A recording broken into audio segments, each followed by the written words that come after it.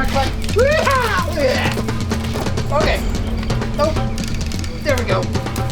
Oh, please don't bite my hand. Well, that surprise was ruined. Sorry to ruin the surprise. These are actually really good size. They look great. Yeah, they're an awesome even a little size. bit bigger than the last ones we got. Hi, Raymond. Come on. She goes absolutely crazy for food. In this box, we have new fish for our public aquarium. There's a jellyfish right here. No. But with this box comes some bad news. Jacob, I have some surprise fish for you. Awesome. Is it jellyfish? The box kind of gives me a little bit of a hint as to what it is. Well, that surprise was ruined. Sorry to ruin the surprise.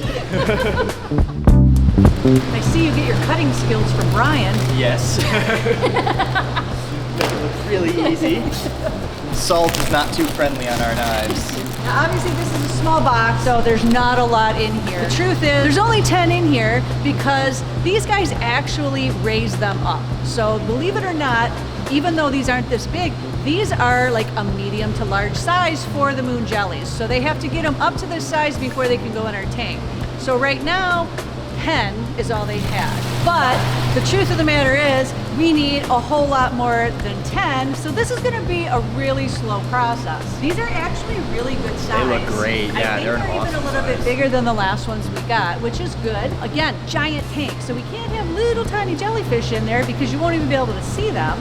But it is very frustrating that we have to wait so long. Fingers crossed that they can get more and more. The truth of the matter is, we're gonna need probably over 100, and we only have about 15 right now in this tank to even make a dent in this giant jellyfish tank. So we're just gonna hope to keep getting 10 at a time. Have you worked with jellyfish before, Jacob? Never before here. No, I've always wanted to though.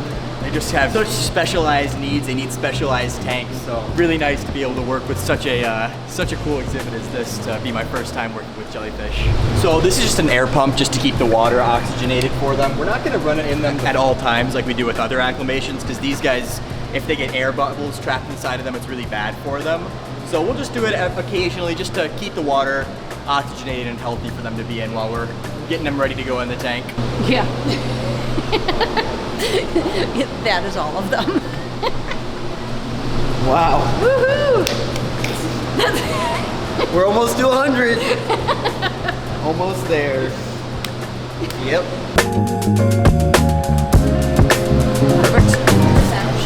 Huh? I thought you said we were drip activating. That's why No, but it's just bad for them. I want to touch it. I'm not gonna do it. All right. I'm not gonna do it. You know, actually, there's one that you could actually touch to help though. There's these two right here. See how they have a couple air bubbles trapped in them? Yeah. You can kind of actually finger wet and then try to get them to work out. I'm not doing that. Just kind of helping them work some of the air bubbles that got trapped in them as we got them into the bucket there. Just get those worked out of their system because it can sometimes be hard for them to work it out by themselves. What does it feel like? Kind of like rubber. Not like jelly? Like a really firm jelly. Like Jello? Like a firm jello. Like Jello in the freezer? Yeah. That's weird. Breaking them out. Jellyfish. Hi, Raymond. Oh, they're so friendly. I don't have any food. Look at that.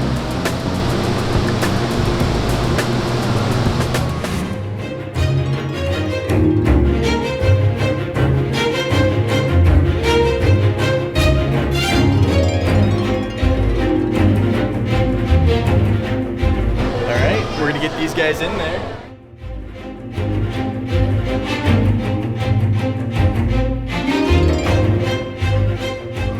Oh, there they go.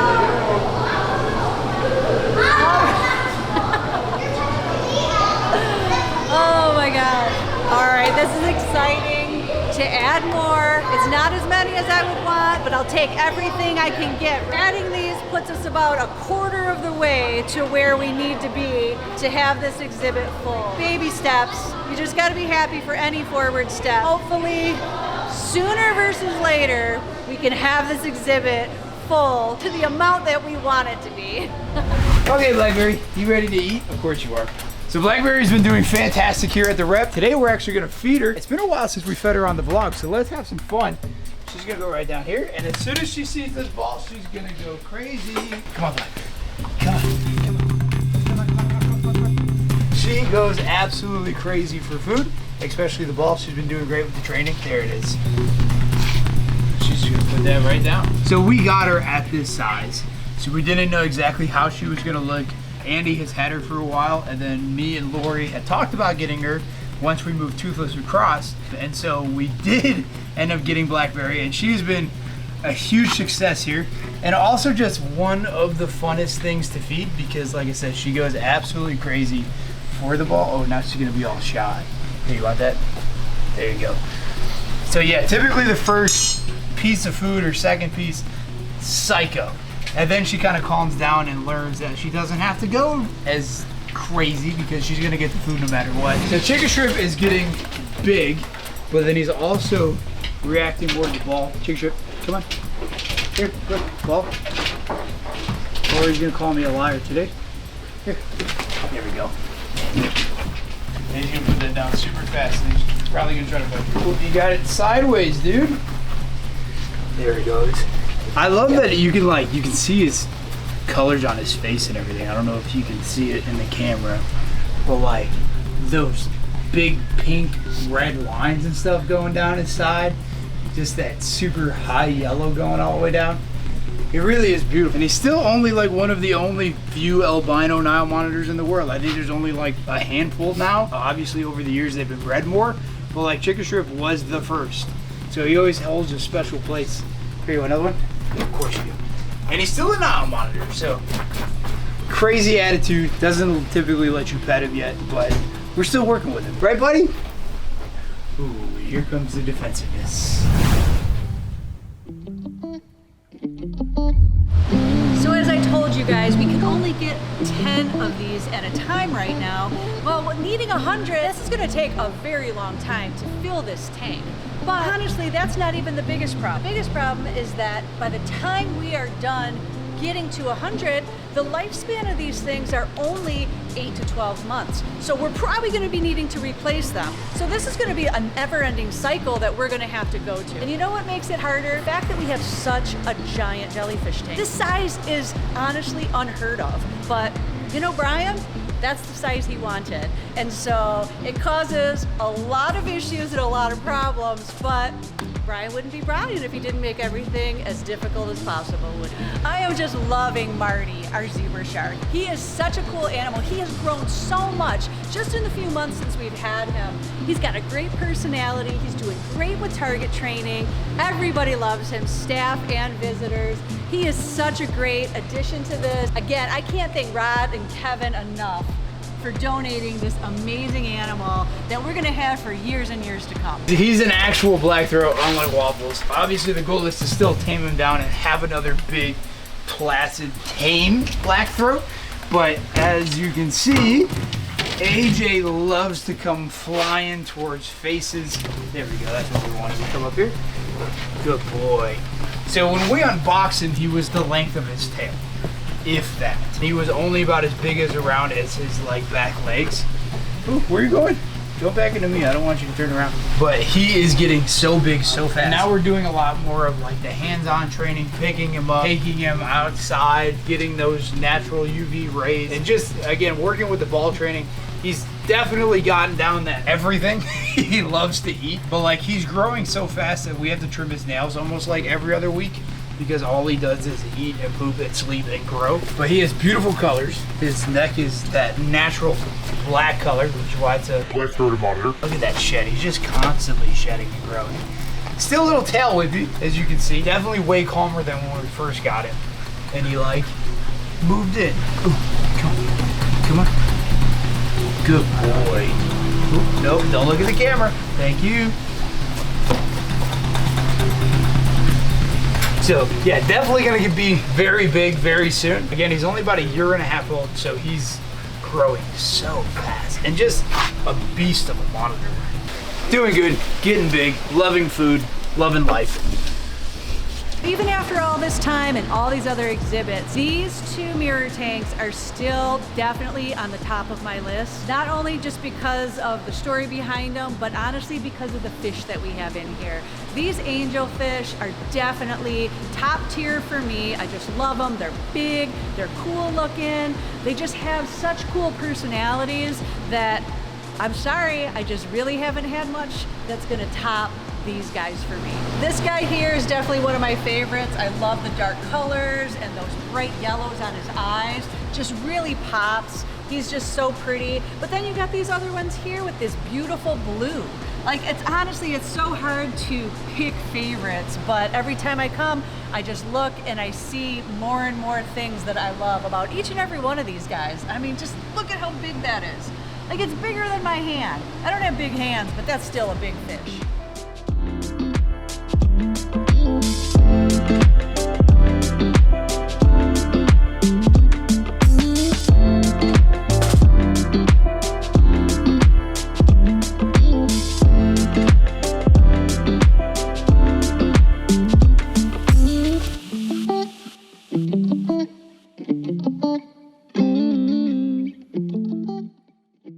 Alright, so Chong just laid another 6 infertile eggs. I think we talked about it in the egg video that we just made. So Chong is back to being her normal self. Crazy comes flying out and still loves to eat. Chong, over here, over here. Come on, come on, come on. Woo-ha! Look at that. Okay.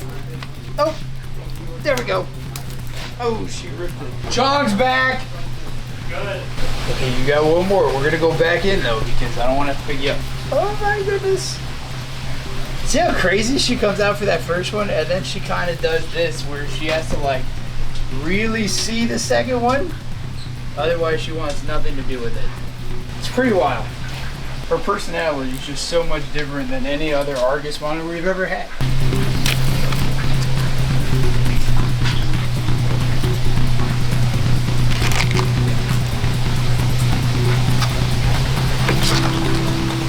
Okay, nope. Go ahead. We're gonna go in. Do you want this back? Yeah, okay. We finished that. Hi, Ben and Jerry. Look at this. So Ben and Jerry is still here at the Reptarium doing absolutely fantastic. They actually get to eat tomorrow, which is their favorite feeding day, which is probably why it's a little dumb to be handling them right now since I smell like quail. But that's okay because they were at the front. We had to say hi. Look at them. Still one of the coolest snakes in the world. Oh, please don't bite my hand. And look at the koi that we put in here. I'm loving how full this exhibit is. They're doing so good. They already just want to come up and say hi to people. Honestly, they just want to get fed. But it's looking so good. I just love how full this is, how pretty these fish are. Definitely one of my favorite exhibits. Man, guys, I can't tell you how disappointed I am that that footage of Elvis eating that amazing red snapper got corrupted. It was one of the coolest things that we have ever seen. We're definitely gonna have to try to recreate that for you.